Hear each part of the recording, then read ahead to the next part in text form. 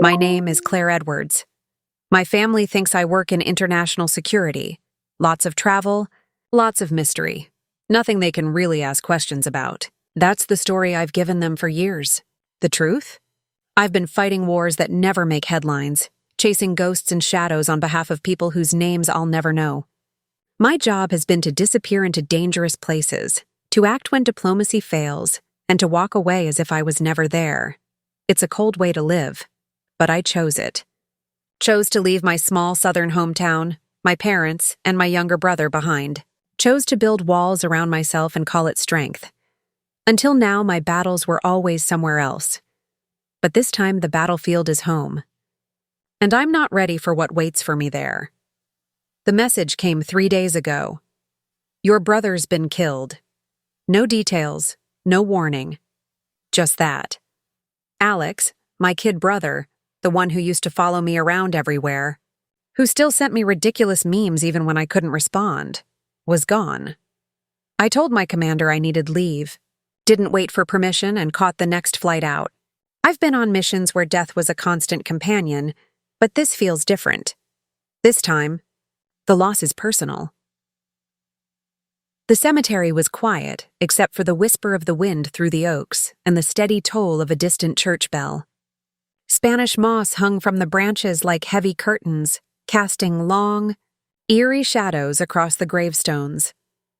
I stood at the edge of the gathering, hands tucked into my coat pockets, watching as they lowered Alex's coffin into the ground. My parents clung to each other like they were both drowning, faces drawn and pale. My mother's shoulders shook with silent sobs while my father just stared blankly at the casket, his jaw tight, his grief locked away like a secret. Around us, the townsfolk murmured in low voices. I caught snippets of their words. Such a shame. Gang violence. Wrong place, wrong time. Gang violence. That's the official story. But Alex never ran with gangs. He wasn't the type to get caught up in that world. My brother ran toward the truth, even when it was dangerous, even when it made him unpopular, and that's why he's dead. As the preacher spoke his final words, I scanned the crowd. The sheriff stood near the front, broad-shouldered and authoritative, his hand resting lightly on his holstered weapon. Next to him, a local politician I vaguely recognized, our town's golden boy, nodded sympathetically to my parents, offering rehearsed condolences. Their smiles were too perfect, their sympathy too smooth, like masks worn at a masquerade ball. Then my gaze landed on a man I didn't recognize, tall, muscular, his face half hidden beneath a brimmed hat. He didn't cry or bow his head, he just watched me, unblinking, cold. Grady. I didn't know his name yet, but I knew his type. Enforcers always look the same no matter where you go, and standing apart from everyone was Jamie, Alex's best friend. He looked pale and jumpy, his hands shoved deep into his pockets, eyes darting anywhere but toward me. Guilt was written all over him. The service ended, and people drifted away in twos and threes, leaving behind fading murmurs and wilting flowers. My parents went home with relatives. I stayed, standing alone by the grave as the last shovelfuls of dirt fell. Nothing about this felt right.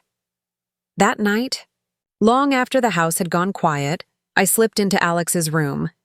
It was just as he'd left it. Messy, lived in full of his restless energy. Posters of his favorite bands lined the walls, and a pile of worn sneakers sat in the corner. A half-finished cup of coffee was still on the desk, its surface coated with a thin film.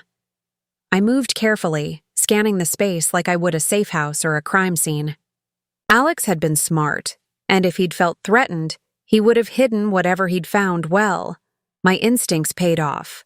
Beneath a loose floorboard near the bed, I found his phone wrapped in an old t-shirt.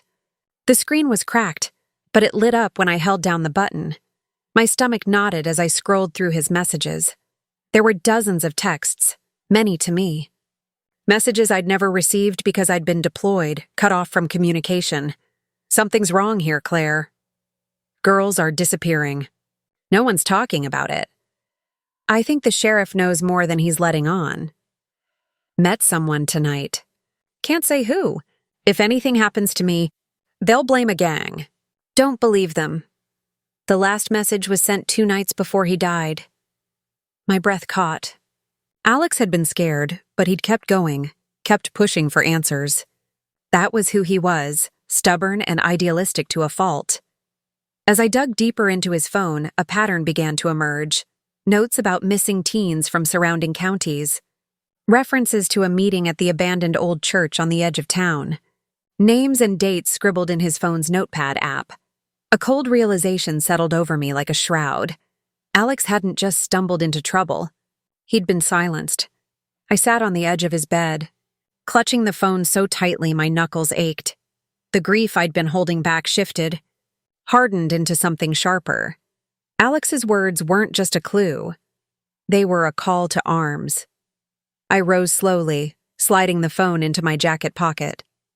I wasn't leaving this town until I found out who killed my brother, and why. The people responsible thought they'd buried their secret with him, but I was still here, and I wasn't afraid to fight back. The diner smelled like burnt coffee and fried food, the kind of place where time stood still and secrets lingered in the corners. A neon sign flickered above the window, buzzing faintly like a nervous heartbeat. Jamie sat hunched in a booth near the back, a baseball cap pulled low over his face. His leg bounced under the table, jittery, like he might bolt at any second. I slid into the seat across from him. "Jamie," I said softly. "It's me." He flinched, then looked up. His eyes were bloodshot, rimmed with exhaustion. "Claire, I didn't think you'd come back." "I didn't think I'd have to," I replied. "But Alex is dead and no one's telling me why. I need you to start talking." He shook his head, staring down at the scratched tabletop. "You don't understand. If I say anything, they'll come for me. For my family." "Then let me handle it," I pressed, keeping my voice calm but firm. "Alex trusted you. I need to know what he was into." Jamie swallowed hard, then finally whispered, "He was looking into trafficking. People going missing. Mostly girls. He thought the sheriff and Mr. Kavanaugh, the politician?" I interrupted. He nodded. "Yeah. Alex was sure they were running the whole thing.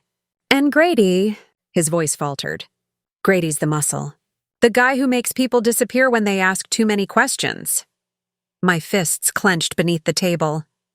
"Alex said he was close to proof," Jamie continued. "But then he died. And the sheriff's been spinning this gang story ever since." Jamie's gaze darted to the window, fear etched deep into his face. "You need to leave, Claire. If they find out you're digging, they'll come for you too." I forced a faint smile, masking the storm building inside me. "Don't worry," I lied. "I'll be careful." Inside, though, my mind was already made up. I wasn't leaving. Not until this ended. 2 nights later, the town gathered in the square for a charity event. Strings of lights twinkled above, and a stage was set up for speeches. Children ran between booths while parents clapped politely for the local heroes. On stage, Councilman Richard Kavanaugh basked in the applause. His suit immaculate, his smile dazzling. "Together," he said warmly, "we make this town safer, stronger, and better for our children." The crowd ate it up. But I wasn't fooled. I slipped around the side of a building, using the shadows for cover. From there, I saw the real Kavanaugh, cornering a trembling store owner. Voice low and sharp, "You pay me on time, or that little shop of yours burns," he hissed, before straightening his tie and walking back into the light. His saintly smile restored, evil hiding in plain sight. I felt my stomach turn. Alex had been right. The sheriff's office smelled like stale coffee and old paper. I waited until midnight, watching from across the street until the last deputy left. Then I slipped inside through a side door Jamie had left unlocked earlier. Every movement was calculated, silent. I kept to the shadows, my training kicking in automatically. In the main hallway, a display case held dusty trophies from the town's old football glory days. Perfect cover, I knelt, slid open the glass, and tucked a tiny surveillance camera inside, angling it just right. Then I hid in a storage closet and waited. Minutes crawled by before I heard voices. 2 of them. The sheriff's deep drawl rumbled through the thin wall. "Shipment set for Friday. Gotta move fast before anyone notices." Kavanaugh's smooth tone followed. "And what about Edward's kid?" My heart stopped. The sheriff grunted. Message sent loud and clear. "That nosy little punk won't be digging anymore." A sharp, bitter laugh. "Good, but we've still got loose ends. Handle them." My pulse pounded so hard I thought they'd hear it. Rage surged through me, threatening to take over, but I forced myself to stay still. Then, footsteps. Too close. A deputy opened the closet door. I reacted instantly, shoving him back against the wall, clamping a hand over his mouth. "Shh," I whispered, before knocking him out cold with a precise blow. I slipped out the back before anyone else noticed. The camera had captured everything. Proof. Alex's death wasn't random. It was murder. Death wasn't random. It was murder. The old church loomed on the outskirts of town, its roof sagging, stained glass shattered like jagged teeth. Moonlight filtered through broken windows, painting eerie patterns on the cracked floor. Jamie and I slipped inside through a side door, flashlights cutting narrow beams through the darkness. "This is where Alex said they meet," Jamie whispered, his breath quick and shallow. We moved cautiously, checking every corner. In a back room, I found a horrifying sight. Backpacks, shoes, and personal belongings scattered like discarded trash. "God," Jamie breathed. These are from the missing kids." I crouched near a locked door. With a hairpin and practiced hands, I picked the rusted lock and pushed it open. Inside was worse. Chains bolted to the floor. A camera mounted in the corner. A table covered in maps and cash. And a ledger. Pages filled with names. Dates, amounts of money. I snapped photos with my phone, my stomach twisting with anger. Then, footsteps. "Someone's here!" Grady's deep voice growled from the hall. "Run!" I hissed. Jamie and I bolted, sprinting down the side aisle as Grady and 2 deputies stormed in. A bullet cracked the air beside my ear. We dove through a broken stained glass window, crashing onto the cold grass outside before scrambling into the woods. Adrenaline surged through me, fierce and electric. We were alive, but barely. Back at my parents' empty house, I spread the evidence across the kitchen table. The ledger, the photos, the recording from the sheriff's office. It was enough to bring them all down, or so I thought. I encrypted everything and sent it to a trusted federal contact, someone I'd worked with on missions overseas. Relief washed over me as I hit send. But the next morning, my phone buzzed with a message that froze my blood. Transmission intercepted. Source compromised. Do not trust anyone. I stared at the screen, the truth sinking in like a blade to the gut. The corruption wasn't just local. It went higher, federal, maybe even state. There was no cavalry coming to save us. It was just me. And the truth. And I'd burn this town to the ground if that's what it took. The old church sat in darkness, its jagged roofline cutting against the moonlit sky. My boots sank into the damp earth as I approached, every nerve in my body on high alert. I had to go back. The ledger wasn't enough. There had to be more evidence inside, something that tied Kavanaugh and the sheriff directly to the disappearances. Something undeniable. I slipped through a side window, landing silently on the warped wooden floor. The air smelled of mildew and rot, thick and suffocating. I moved quickly, retracing my steps from before, my flashlight beam cutting across broken pews and shattered stained glass. Then I saw it, a hidden compartment under the altar. I pried it open, heart hammering. Inside were stacks of cash and burner phones, each labeled with initials. This was the smoking gun. I barely had time to pocket one of the phones before a low voice growled from the shadows. Well, well. "Look who came back, Grady! My blood went cold!" I spun around just as he lunged.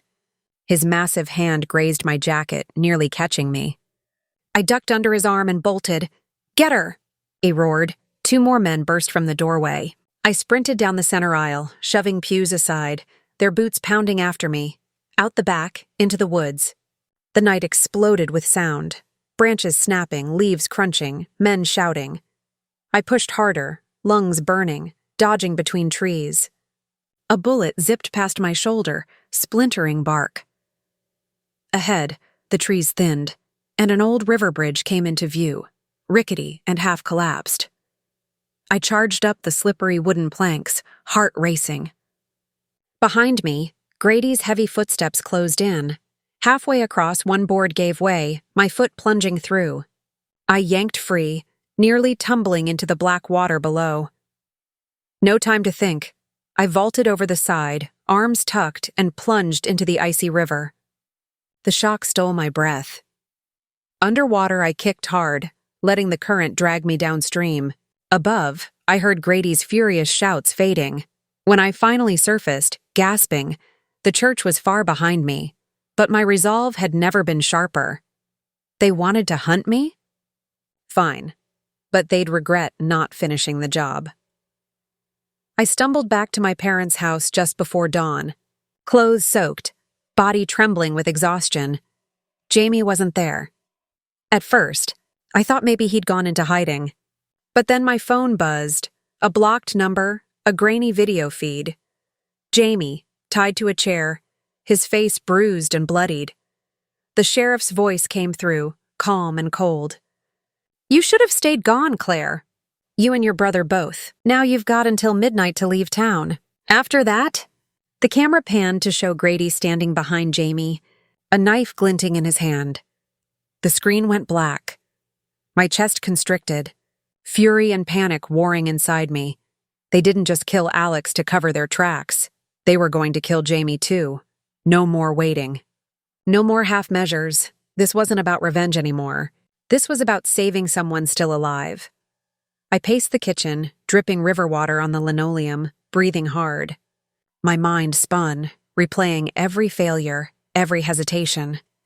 I'd come here thinking I could quietly gather evidence and hand it over to the authorities. I'd been wrong. The sheriff controlled the local cops. Kavanaugh had the politicians. Even my federal contact had been compromised. The system wasn't broken. It was rotten to the core. Subtlety wouldn't save Jamie. Or anyone. I stared at the phone Alex had hidden, at the ledger spread out on the table, at the photo of my brother smiling from a cheap frame. And something inside me snapped. I'd been trained to infiltrate, to dismantle dangerous networks overseas. I'd always been the shadow in someone else's war. Now, this was my war. I shed the last remnants of restraint like a second skin. No more holding back. Tonight, I would use every skill, every dirty trick I'd ever learned. Grady and his men thought they were predators, but they'd never hunted someone like me. I grabbed my gear, knives, rope, improvised traps, and mapped out their known haunts in my head. The church, the sheriff's office, Kavanaugh's estate. I would take them apart piece by piece, just like they'd done to my family. My reflection in the window looked almost unrecognizable. Hard-eyed, unflinching, dangerous. They wanted a fight, I whispered. Now they've got one. From hunted to hunter, there was no turning back. The first step to dismantling a corrupt empire isn't brute force. It's fear. Grady and the sheriff thought they owned this town, that everyone would stay quiet forever. They'd never faced someone like me before. I started with whispers, anonymous messages sent to every deputy's phone in the dead of night. "He's lying to you. Your boss will sell you out next. The feds are watching. Simple words, but powerful ones." By morning, paranoia rippled through the ranks. Deputies started second-guessing orders, watching their own partners like potential traitors. Then I struck harder. The trafficking ring had a scheduled exchange at an old barn outside of town. I'd intercepted their radio frequencies earlier, so I jammed them completely. The moment the sheriff's men lost communication, chaos erupted. I watched from the shadows as trucks backed into each other, shouting matches breaking out. A single warning shot sent the whole operation into panic. While they scrambled, I slipped inside a nearby shack where Jamie was being held. His face lit up with relief when he saw me. "You came," he rasped. "Of course I did," I whispered, cutting his bonds.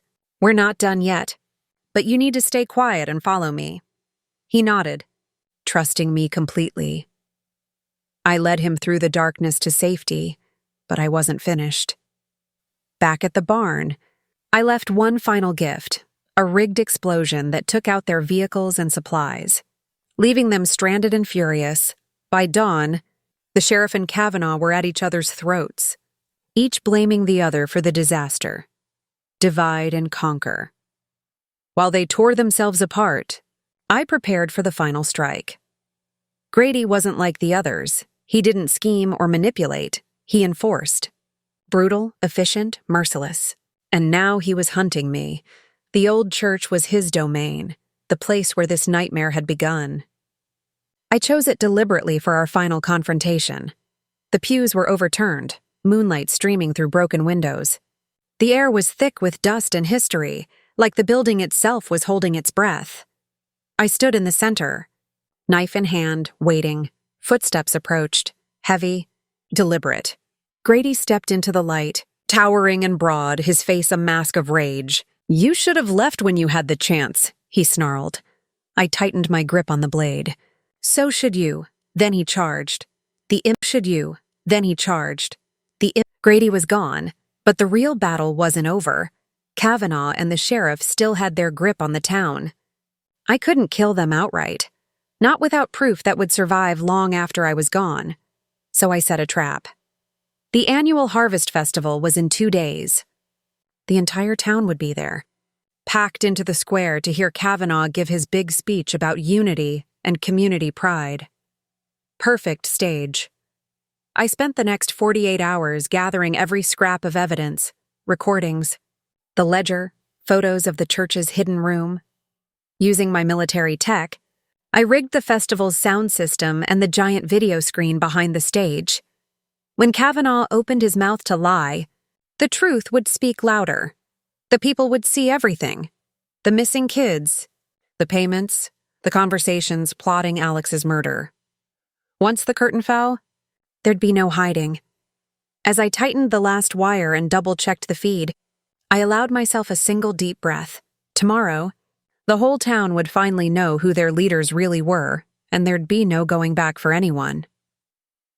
The night of the Harvest Festival was electric with anticipation.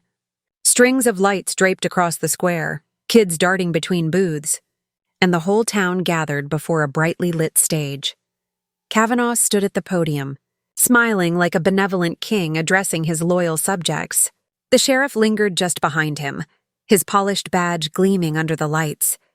I stood at the edge of the crowd, hood pulled low, pulse pounding.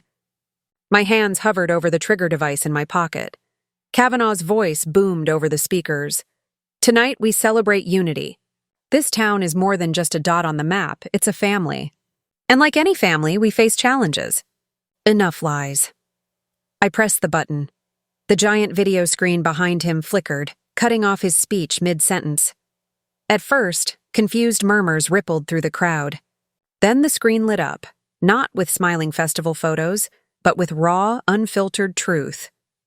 A recording played of the sheriff's voice. "Make sure the shipment moves tonight.